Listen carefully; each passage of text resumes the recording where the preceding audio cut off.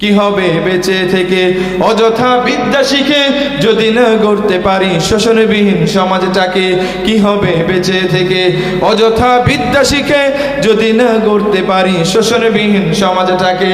কি হবে বেঁচে থেকে, কি হবে ছাত্র সেজে চুমুখে সনদখানা যদি হয় বিদ্যালয়টা সন্ত্রাসীদের আড্ডাখানা। কি হবে ছাত্র সেজে চুমুখে সনদখানা যদি হয় বিদ্যালয়টা সন্ত্রাসীদের আড্ডাখানা। এর চেয়ে মরাই ভালো, দেশের যাওয়াই ভালো।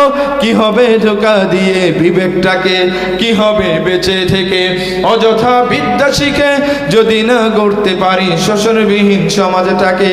কি হবে বেঁচে থেকে, কি হবে আলেম হয়ে ইমাম সেজে সমাজেতে পারো যদি সত্য কথা উচ্চ স্বরে না বলিতে। কথা ঠিক না বেঠিক? কি হবে